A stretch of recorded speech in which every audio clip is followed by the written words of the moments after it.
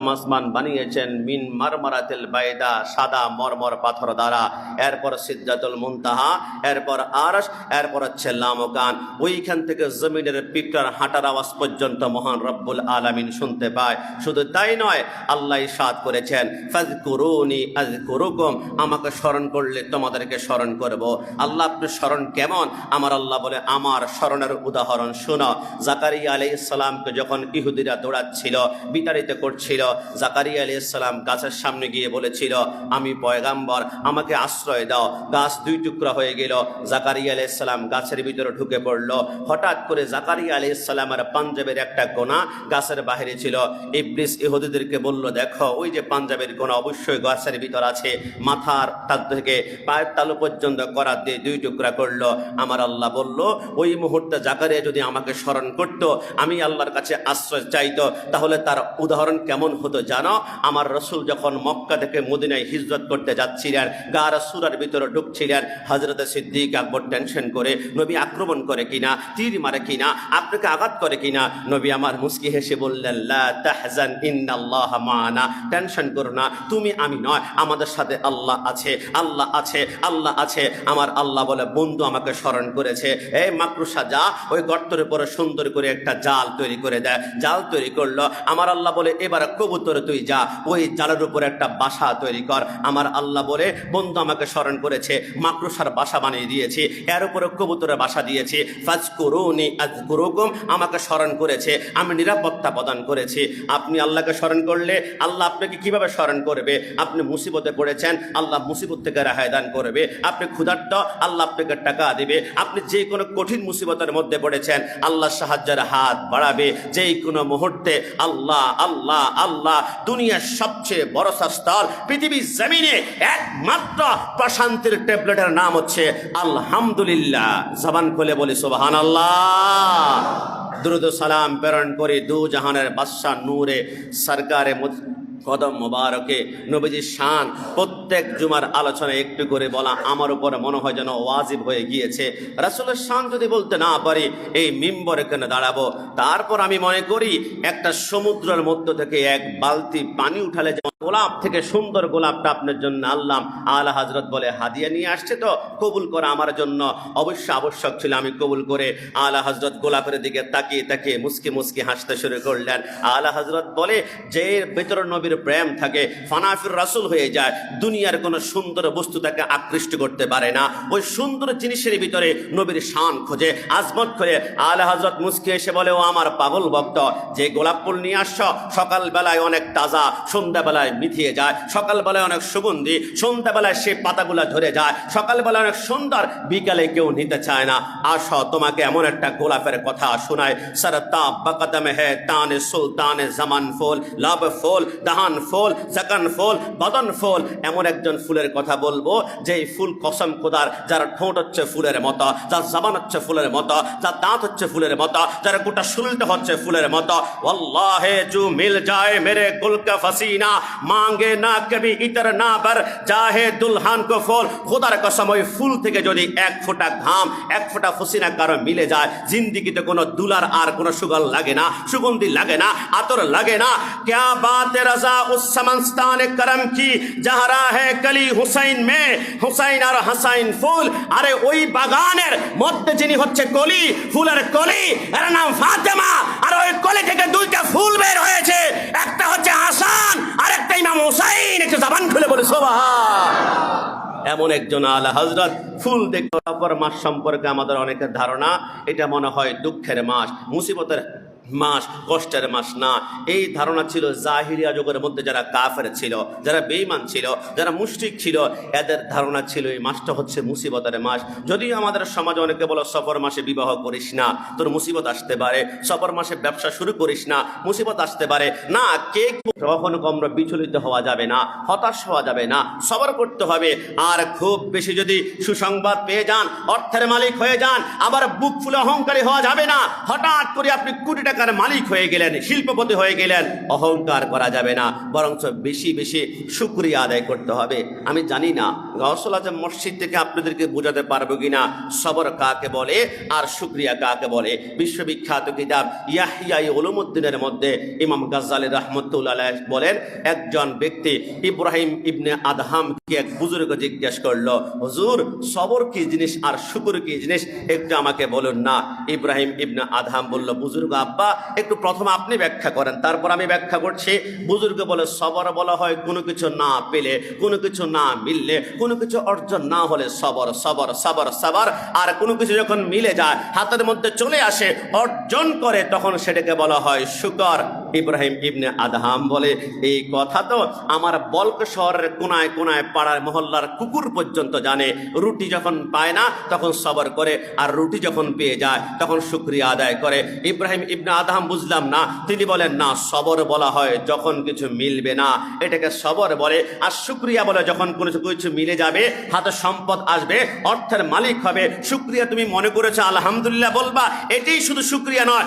তোমার হাতে যখন কোনো কিছু অর্জন হবে, সম্পত্তি আসবে, তখন আশেপাশে দেখবে কেউ ক্ষুধার্ত আছে কিনা, কেউ মুসিবতের মধ্যে আছে কিনা, কোনো মানুষ টেনশন আছে কিনা। ওই যে চট্টগ্রাম বন্যায় আপনারা দেখেন নাই, কোমর পর্যন্ত গলা পর্যন্ত মানুষ ডুবে যাচ্ছিল, হাজারো হাজারো সুন্নি আলেম সেইখানে নেমে গিয়েছে, সাঁতার কেটেছে। আপনি মানুষের মাঝে অর্থ বিলীন করে মুসিবতে দাঁড়ানো, এটাই হচ্ছে সবচেয়ে বেশি শুকরিয়া। একটু জবান খুলে বলি সুবহানাল্লাহ। আজকে থেকে মনে রাখবেন, লিখে রাখবেন, মস্তিষ্কে নোট রাখবেন, আজকে থেকে নিজে কামিয়ে নিজে খাওয়া এটা হচ্ছে জানোয়ারের কাজ, এটা হচ্ছে পশুর কাজ। আর নিজে কামিয়ে পরিবারকে খাওয়ানো, অন্যকে খাওয়ানো, ক্ষুধার্তকে খাওয়ানো, মুসিবতের মানুষকে সাহায্যের হাত বাড়ানো, এটা পশুর নয়, এটা হচ্ছে মুমিনের চরিত্র। একটু জবান খুলে বলে সুবহানাল্লাহ। এই জন্য যখন আমরা মুসিবতের মধ্যে পড়ব, হতাশগ্রস্ত হব না, আমরা সবর করব। আর যখনই কিছু আমাদের হাতে অর্জন হয়ে যাবে, শুধু মুখে আলহামদুলিল্লাহ বলবো না, মানুষকে দান করে, সৎকা করে, ক্ষুধার্ত মানুষকে খাইয়ে, মুসিবতে মানুষকে একটু সাহায্য করব, এটাই হচ্ছে সর্বোত্তম শুকরিয়া। একটু জবান খুলে বলে সুবহানাল্লাহ। এই মাসটা হচ্ছে সফর মাস। এই মাসে দাদা গঞ্জ বক্স লাহোরি 8 সফর দুনিয়া জমিন থেকে পর্দাগমন করেছেন।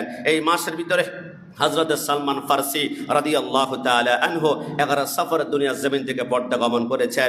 এই মাসে ইমাম নাসাই 13 সফর দুনিয়া জমিন থেকে পর্দাগমন করেছেন।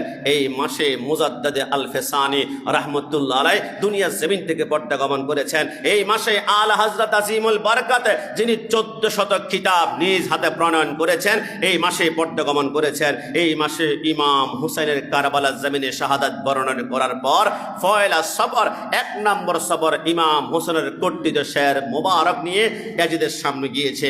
আর এই মাসের বিশেষ সফর আহলে বাইতের প্রত্যেকটা সদস্য ইয়াজিদের সে দরবার থেকে তারা কারবালার জমিনে গিয়েছে। 40 দিন পূর্ণ হয়েছে।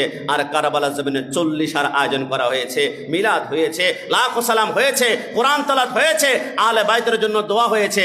আর ওইখান থেকে অন্যতম 40 একটা দলিল পেয়েছি।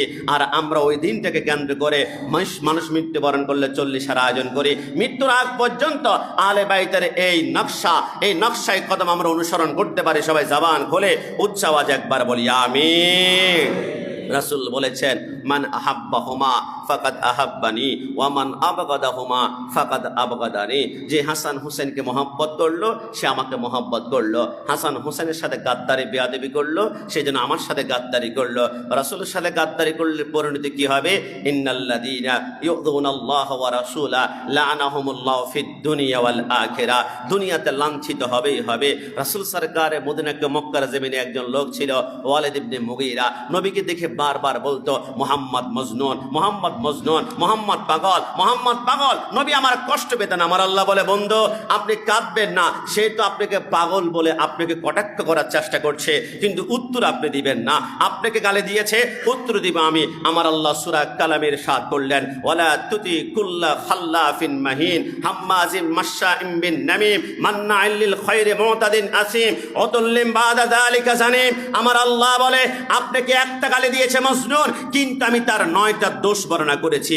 সেই মিথ্যা শপথকারী, সেই মর্যাদাহীন, সেই নিন্দক, সে চগলখোর, সে সৎ কাজে বাধা প্রদানকারী, সে জালেম, সে চরম পাপিষ্ঠ, সে পাষণ্ড হৃদয়ের, এবং সর্বোপরি সে যার সন্তান অবৈধ সন্তান। যখন বলল, ওয়ালিদ ইবনে মুগীরা দৌড় দিয়ে তলোয়ার হাতের মধ্যে নিয়ে মায়ের সামনে চলে গেল, মা তলোয়ার দেখেছ, আমি নাকি অবৈধ সন্তান। মোহাম্মদ তো জবান দিয়ে জীবনে কোনোদিন একটা মিথ্যা কথা বলেনি, নাম দিয়েছে সবাই আলামিন। মা সত্যি করে বলবা, মোহাম্মদ বলেছে আমি যার অবৈধ সন্তান, আমি কি বৈধ নাকি অবৈধ একমাত্র তুমিই জানবা। মিথ্যা বললে গরদান 2 টুকরা করে ফেলবো। কিরে বাবা, কোন সন্তান কি মার সামনে তলোয়ার উঁচু করতে পারে, গরদান আলাদা করতে পারে, মাকে ধমক দিতে পারে? না, পারে না।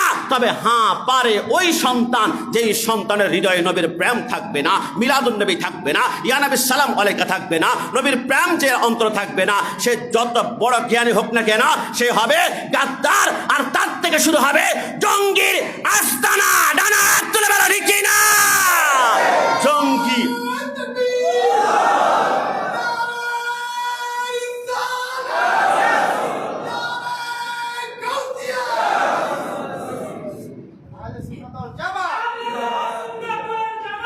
জিন্দাবাদ, জিন্দাবাদ।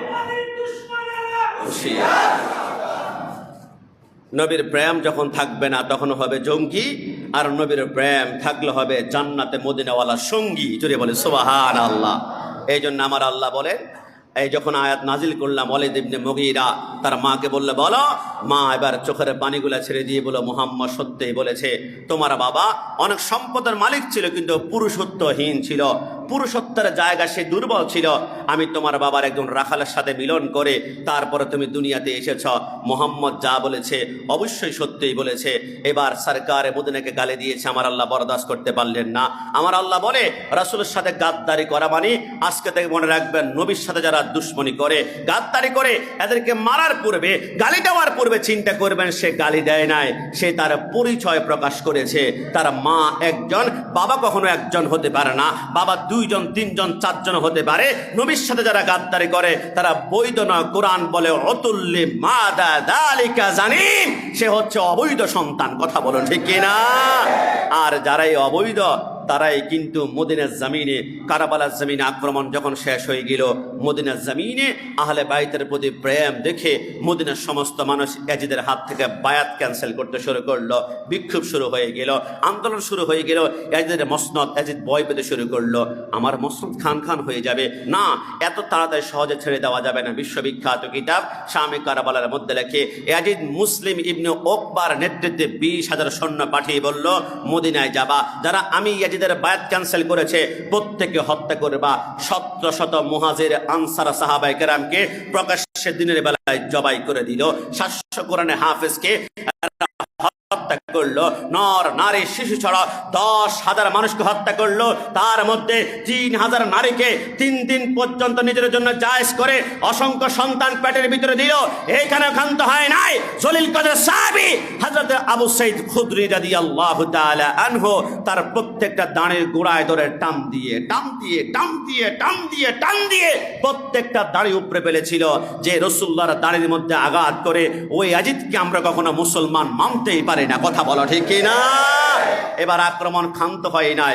হযরত সাঈদ ইবনে মুসাইয়িব রাদিয়াল্লাহু তাআলা আনহু জলিল কদর তাবী ছিলেন। তিনি চিন্তা করলেন আমাকে মেরে ফেলবে, তবে রাসূলুল্লাহর মদিনা রক্ষা করার জন্য আমাকে পাগলের মতো অভিনয় করতে শুরু করলো। আমাকে যখন ধরলো আমি পাগলের মতো অভিনয় করে, সৈন্যরা বলে এ তো পাগল, একে ছেড়ে দাও। আমি চিন্তা করলাম, আরে এই মুহূর্তে মদিনার মসজিদে নববী থেকে কোনো কি আওয়াজ বের হবে না, আল্লাহু আকবার বন্ধ হয়ে যাবে।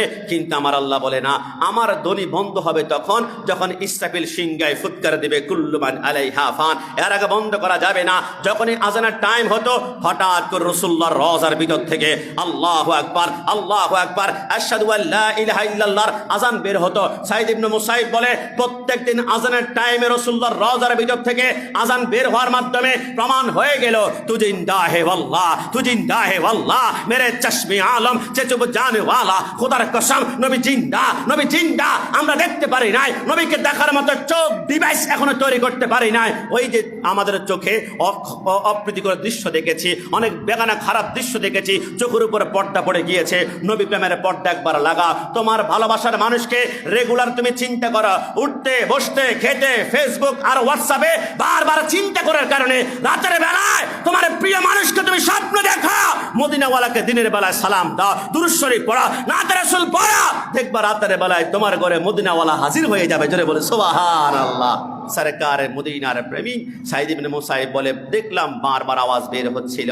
আমার ভাইয়ের অনেকে নবীকে যারা মুর্দা বলতে চায় তাদের সাথে ঘন্টার পর ঘন্টা আলোচনার কিতাব লেখা আছে, আল্লামা হাফেজ এম এ জলিল রহমতুল্লাহ আলাইহির কিতাব। তবে ছোট্ট করে বলি, মানুষ যখন মৃত্যুবরণ করে তখন তাকে গদ থেকে বের করে কবরস্থানে দাপন করা হয়। আমার নবী পর্দা গমন করেছেন, গদ থেকে বের করা হয় নাই, কবরস্থানে দাপন করা হয় নাই। নবী যেই ঘরে পর্দা গমন করেছেন ওই ঘরে এখনো শুয়ে আছেন, নিদ্রায় আছেন, ঘুমন্ত অবস্থা আছেন। কিয়ামতের ময়দানে আল কারিয়াতু মাল কারিয়া ওয়া মা আদরাকা মাল কারিয়া, নবী আমার কিয়ামতের ফিসাল যখন হবে, ফুৎকার যখন হবে, নবী আমার কবর থেকে উঠবে না, ঘুম থেকে উঠবেন, কিয়ামতের ময়দানে যাবেন। 70,000 ফেরেশতা নবীর পিছনে থাকবে, একটাই স্লোগান থাকবে, ইয়া রাসূলুল্লাহ। একটু জবান খুলে বলি সুবহানাল্লাহ। আমার ভাইয়েরা, মদিনায় আক্রমণ করে তারা ক্ষান্ত হয় নাই, চিন্তা করলো চলো এবার আমরা মক্কায় আক্রমণ করব। মক্কার মধ্যে মুসলমানদের মধ্যে সবচেয়ে বড় লিডার শক্তিশালী হযরতে আব্দুল্লাহ ইবনে জুবায়ের, তিনি সেইখানে আছেন, আর অসংখ্য সাহাবায়ে কেরাম আছেন। মক্কা যখন ঢুকলো, মক্কার হেরামত চারপাশে দরজাগুলো অফ করা ছিল, বন্ধ করা ছিল। চিন্তা করলে কি করা যায়, পাশে আবু কুবাইস নামক পাহাড় ছিল, ওই পাহাড়ের মধ্যে দাঁড়িয়ে মিনজাকিন, বর্তমানে যেটাকে কেরান বলা হয়, ওই কেরানের মধ্যে করে বড় পাথরগুলা কাবার চত্বরে নিক্ষেপ শুরু করলো। যখনই পাথর নিক্ষেপ করে কাবার চত্বরটা পাথর দিয়ে ভরাট হয়ে গেল। আপনি কাকে মুসলমান বলতে চান? আপনি কাকে বলতে চান যে 100 রাকাত প্রত্যেক দিন রাতের বেলা নামাজ পড়ে? আপনি কোন ইয়াজিদের প্রশংসা করতে চান? রাদিয়াল্লাহু তাআলা বলতে চান, ইন্না আউওয়ালা বাইতু উদিয়া লিন-নাসি লাল্লাযী বিবাক্কাতা মুবারাকা, পৃথিবীর সর্বশ্রেষ্ঠ ঘরের চত্বরে যেখানে তাওয়াফ করার কথা, লাব্বাইক আল্লাহুম্মা লাব্বাইক, সেখানে তাওয়াফ না করে সেখানে পাথর মারতে মারতে পাথর কাবার অর্ধেক পর্যন্ত চলে আসলো। পাথরে যখন ঘর্ষণ খেতে শুরু করলো, তখন স্পুলিং এর মতো আগুন বের হতে শুরু করলো। সে আগুনটা কাবার গিলাপের মধ্যে প্রথম ধরলো। হযরত ইব্রাহিম আলাইহিস সালাম ইসমাইলকে বাঁচিয়ে আল্লাহ যে দুম্বা জবাই করার সুযোগ করেছে, সেই দুম্বার 2টা শিং কিন্তু কাবার চৌকাটের মধ্যে আটকানো ছিল, সেই শিং পর্যন্ত জ্বলছে গিয়েছে। যখনই কাবার গিলাপে আগুন ধরেছিল, ওই মুহূর্তে বিশ্ববিখ্যাত কিতাব খাকে কারবালার মধ্যে লেখে, ইয়াজিদ দামেস্কের মসনদের ভিতরে বসে এক পাশে নারী আরেক পাশে হাতে মদ নিয়ে মদ পান করছিল। যখন কাবার গিলাপে আগুন ধরলো, হঠাৎ করে ইয়াজিদ পেটের মধ্যে হাত দিয়ে বললে, দাও দাও করে আগুন জ্বলছে, পেট জ্বলে ছাইখার হয়ে যাচ্ছে, আমার পেটে আগুন কেন, আগুন কেন সহ্য করতে পারছি না। হেকিম কোথায়, ডাক্তার কোথায়, তোমরা আসো চিকিৎসকরা। চিকিৎসকরা বলে, পেটে যেহেতু জ্বালা পোড়া বেশি, বরফের মতো ঠান্ডা পানি পান করতে হবে। যখন এই ঠান্ডা পানি পান করলো, তার ডুবটা ভিতরে পেটে যাওয়ার সাথে সাথে হাওমা করে চিৎকার করতে শুরু করলো, ডাক্তার, হেকিম, তোমরা কি পানি দিয়েছ নাকি কেরোসিন দিয়েছ, পানি দিয়েছ নাকি পেট্রোল দিয়েছ, পানি দিয়েছ নাকি অক্টান? আমার আল্লাহ বলে, আমার বন্ধুরা আহলে বাইতকে পানি দেশ নাই, আজকে পানি খেতে পারবি না, পানি খাবি, পেট্রোল অক্টলের ভিতরে তোর পেটের ভিতরে জ্বালা পড়া শুরু হয়ে যাবে, হাওমা করে কান্না করে, কোনো মতে হয় না। হেকিমরা বলে, হে আমাদের মুনিব, একটা সিস্টেমে আপনাকে বাঁচানো যায়। কি করতে হবে? আপনি তো গোপনে গোপনে মদ পান করার কারণে হুসাইন আপনার হাতে হাত দেন নাই, মানুষ জানতো না, কিন্তু হুসাইন জানতো। আজকে গোটা পৃথিবীর মানুষকে জানাতে হবে যে আপনি মদ পান করেন। তো কি করতে হবে? মদ এনে আপনার গোটা শরীরের ভিতরে ঘর্ষণ করতে হবে, মর্দন করতে হবে, মুছতে হবে। সেটাকে ঘর্ষণ করে করে গোটা শরীরে যখন মদ লাগাতে লাগাতে মদের একটা নেশা নেশা ভাব আসবে, তখন পেটের জ্বালার কথা মনে থাকবে না। আমার আল্লাহ বলে, যেটা গোপনে করেছিল আজ প্রকাশ্যে মানুষের মাঝে দেখিয়ে দিলাম। হুসাইন কেন ইয়াজিদের হাতে হাত দিল না? মদ যখন ডালতে শুরু করলো, শরীরের ভিতরে টলমল একটা ভাব আসলো, গোড়ার মধ্যে উঠলো, গোড়া যখন চলতে লাগলো, গোড়ার মধ্যে টলমল করে হঠাৎ করে ডান পাটা গোড়া জিনের ভিতরে আটকে গেল, মাথাটা জমিনের মধ্যে, পাথরের দিকে যায়, পাথরের মধ্যে মাথাটা বাড়ি খায়, মগজ তছনছ হয়ে যায়, আবার বাড়ি খায়, মাথার মগজ তছনছ হয়ে গেল। আর সেই ইয়াজিদের মাথাবিহীন বডিটা এখনো পর্যন্ত দামেস্কের বাবুস নগরে কবর দেওয়া আছে। তবে আল্লাহর কসম, সেইখানে কোনো কবর নাই। ওই বাবুশ্বরের সবচেয়ে বড় ডাস্টবিন যেখানে, ওইখানে হচ্ছে ইয়াজিদের কবর। ইন্নাল্লাযীনা ইউযুনাল্লাহ ওয়া রাসূলা, আল্লাহ রাসূলের সাথে গাদ্দারি করবে, এরা লাঞ্ছিত হবেই হবে। কথা বলুন ঠিক কি না?